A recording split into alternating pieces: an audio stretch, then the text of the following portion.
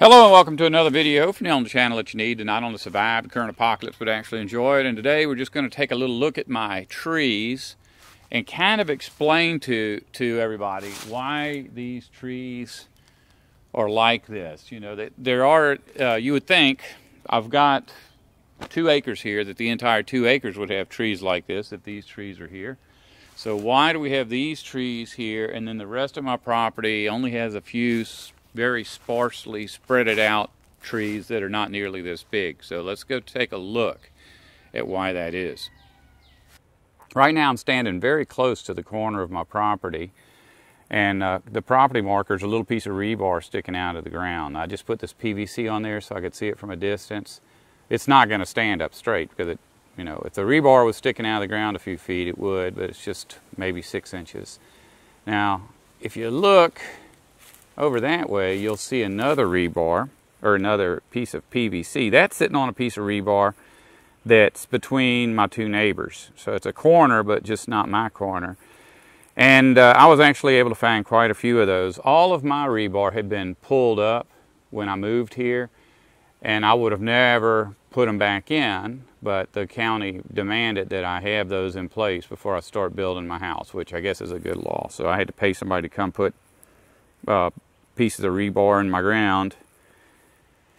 And of course the man that's neighboring me, he just came out right after they did that and pulled them out of the ground. So it's $400 down the drain. But here's my beehive. Now we're going to walk my property line, and as we're walking it I'm going to show you some things that explain why those huge trees are there, even though there aren't any other trees like that anywhere else around here. Now this isn't really my property line where we are, but somebody at one time must have thought it was, because that's a corner post, and these are the support posts for the corner. You can see that in there. It's got a big bolt coming out of the side of it. And here's another one, and this is a really cool one because it's got this bale of barbed wire hanging on it. It's like a 50-year-old bale of barbed wire. And there's a lot of barbed wire out here. That's what this video is going to be about. Here's where it starts. There's a massive amount. I was initially kind of excited to find this because I thought, well, that's free barbed wire. I'll just burn off all this roughage, these shrubs, and pull it up off the ground. But it's been sitting there for about 50 years, so it's pretty well buried, and it would be bent up and tore up if I tried to pull it out of the ground. Well, anyway, you can see where there's a little black on the side of that post. That's from me burning off this shrubbery. And here's some more of it. The problem with this is that I have absolutely, for a fact, 2 fence lines out here. And they don't make sense when you look at the property line. They're way off.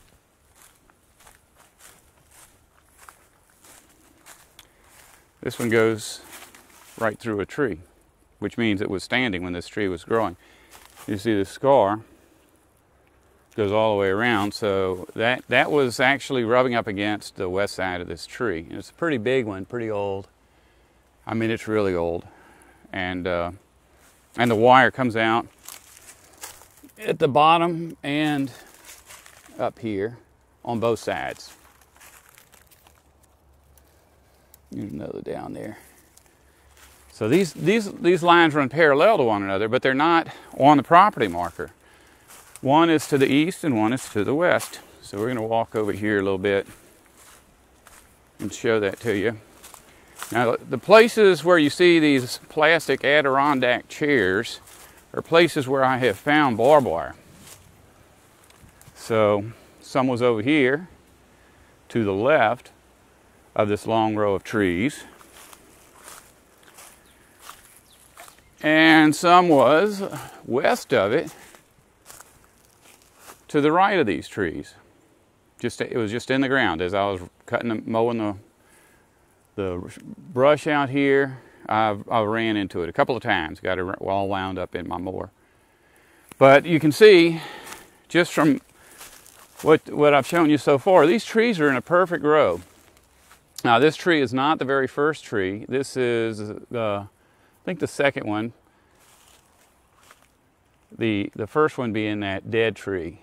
That's in perfect alignment with the rest of them. So there's 7 altogether. And I mean, no matter how you look at it, they're in perfect alignment. At first I thought, well, that's a fence row, because anytime you see a perfect line of trees, it's because they grew up so close to the fence that you couldn't get your lawnmower in there to do any cutting. But these trees are so old that the lawnmower had not been invented yet. In fact, these trees are so old that barbed wire hadn't been invented yet. So I'm thinking that this whole place was covered with these kinds of trees. And over time, the owners of these properties cut all those trees down to make lawns so they would look acceptable to civilization, which is horrible. I really wish these were still here. Look at that first tree over there, how tall it is. It sticks up way above the canopy. You know, and that's not a canopy tree, that's a live oak. Live oaks are usually smaller trees in a real forest, so there's no telling what was here before. But we'll walk on down here and I'll show you the last little bits of evidence of what was going on here. And I'm glad you're listening to this, because I've had probably 3 or 4 people up here, and every one of them, when I try to show them stuff about my land, they get really, really bored really quick. It wasn't until I discovered YouTube that I ever had anybody actually listen to me about anything. But here's where I do my videos. I was trying to do one today, but I've dragged all this stuff out here twice in the last week and have not been successful at producing a video either time. Well, anyway, let's keep going. You can see how everything has grown up, which is why I don't do too many outdoor videos anymore. But I'm going to get this cleared out so I can do a lot more out here. Especially with that rig I was just showing you. That's a teleprompter. It allows me to read my scripts off of my iPad while looking directly into the camera. And here's what I wanted to show you last. This is to the west of this really huge tree. It's a fence post that's still in the ground, and initially I was going to pull it up and get this barbed wire out of the way. See, there's 2 pieces of barbed wire run all the way from that barbed wire coming out of that tree to here. It's the same 2 pieces. And they're on both sides of this fence.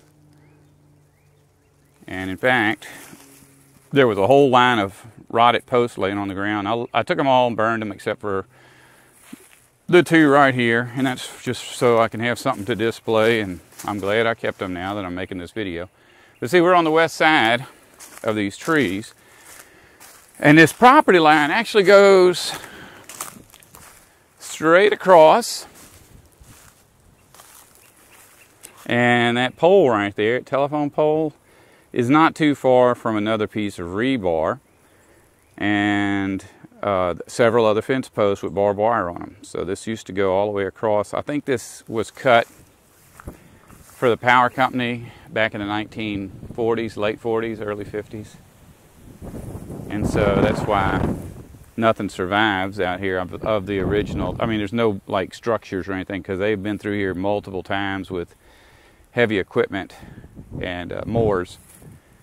But that's basically it. I think that back in the day, you really didn't have to get a survey to build a house, but as time went on, if your neighbors complained and they made you get a survey and you found out you had built something on the wrong side of the line, you'd be made to tear it up. And so these people probably did not have a survey back in the day when they put up that fence. And so they didn't, neither one, the guy that's on the west side, east side of the property, very, very probably did not want to cut down the trees and risk cutting down his neighbor's trees. So he kept his fence way over there. He cut all his trees down over there. This guy kept his fence on this side, and he cut down all the trees over here. And fortunately for me, they did that because I get to have a couple of ancient oaks out here. Now, it's not like they cut these trees down for any monetary gain, because nobody, nowhere wants a live oak. They're crooked. They don't have any any lumber that you can use for anything, except back in the days of wooden ships, because most live oaks have this shape to them. They would make the brow of the ship, or the bow of the ship, out of live oaks. And so a lot of live oaks were harvested just so they could get the massive trunks to make the bows of the ships. That's the part where, you know, the front end, where you've got boards going to either side and one going up and back. And so I don't know when they did all this work. I doubt any of the live oaks that were here would have been put into the shipbuilding industry. So as you can see, this probably was a fence row for hundreds of years, or at least 800 years. And I don't think that the trees came up in the fence row. I think what happened is that this guy decided to cut all of his trees down, and he didn't want to go any further than his property line. And then eventually this guy wanted to cut all his trees down and didn't want to go past his property line. So these just ended up getting stuck here by default, which is a good thing for me. I wish they had never cut any of them down, because it would make my life a lot easier now. And it would be better for the earth. And you know, I think trees do better in the ground than they do as furniture or ships or any of that kind of stuff. Oh well, if you don't want to survive, don't listen to me.